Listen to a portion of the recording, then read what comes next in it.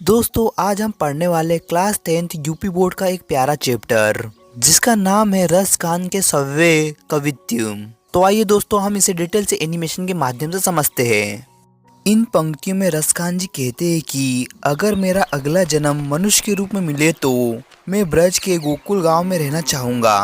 अगर मेरा जन्म पशु के रूप में भी हो तो मैं नंद बाबा की गांव के बीच में रहना चाहूँगा। अगर पत्थर के रूप में जन्म लूँ तो मैं गोवर्धन पर्वत का हिस्सा बनना चाहूँगा जिसे कृष्ण जी ने उंगली पर उठाया था। अगर पक्षी बनूं तो मैं यमुना के किनारे कदम के पेड़ पर बैठना पसंद करूँगा। इन पंक्तियों में एक सखी दूसरी सखी से कहती है, सखी आज मैं नंद के घर गई थी, वहाँ मैंने देखा कि माँ यशोदा कृष्ण को सजा रही थी। वे कृष्ण के शरीर पर तेल मलती थी और आंखों में काजल लगा रही थी। माँ यशोदा ने सुंदर बोहरे बनाई और बुरी नजर से बचाने के लिए उन्हें काला टीका लगाया, गले में सोने का हार पहनाया और बहुत ही प्यार से अपने लाल को निहार रही थी, जैसे अपनी सारी ममता उस पर लुटा रही हो। इन पंक्तियों में रसखान जी कहते हैं, श्री कृष्ण धूल में लिपटे हुए बहुत सुंदर लग रहे हैं। उनके सिर की छोटी चोटी भी बहुत प्यारी लग रही है। वे खेलते कूदते आंगन में घूमते रहते हैं, पीली धोती पहने हुए हैं और पैरों में पायल की झनकार बज रही है। रसखान जी कहते हैं कि कृष्ण की इस सुंदरता पर तो कामदेव की करोड़ों कलाएं भी निछावर हो जाती है।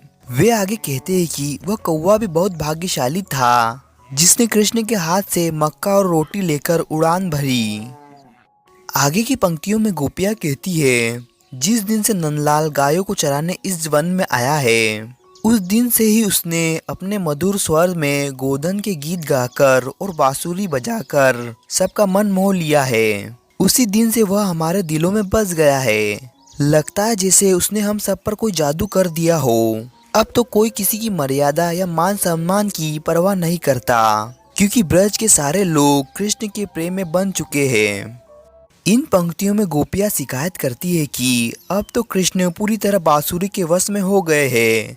वे हर समय दिन रात बांसुरी को अपने पास रखते हैं और उसी में खोए रहते हैं।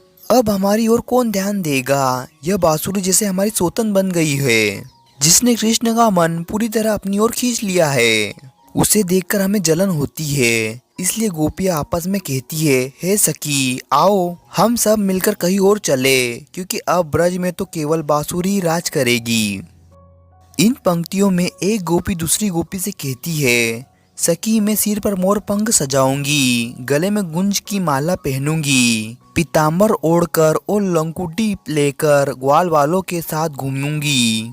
जो काम कृष्ण को अच्छा लगते हैं वे सब तुम्हारे कहने पर मैं धारण कर लूंगी, लेकिन जिस बांसुरी को कृष्ण अपने होठों से लगाए रखते हैं उसे मैं कभी अपने होठों से नहीं लगाऊंगी।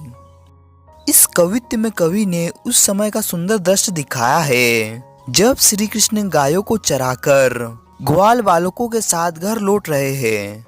गायों के खुर से उड़कर धूल उनके माथे पर लगती है और उन्हें और भी सुशोभित बनाती है। उनके गले में जंगल की फूलों की माला है। आगे आगे गाय चल रही है और पीछे ग्वाल बालक मधुर संगीत में गाते हुए आ रहे हैं। कृष्ण की बांसुरी की मीठी ध्वनि और उनकी हल्की मुस्कान, साथ ही उनकी तिरछी नजर सबको मोहित कर देती है। जब वे यमुना के किनारे कदम के पेड़ के पास अटालिका पर चढ़कर अपना पीला वस्त्र लहराते हैं तो ऐसा लगता है जैसे वे सबके दुख और थकान को दूर करते हो और अपनी ओर आकर्षित कर सबको आनंद का रस दे रहे हो। दोस्तों वीडियो अच्छा लगे तो इस वीडियो को लाइक कीजिए और चैनल को सब्सक्राइब कीजिए। Thank you for watching.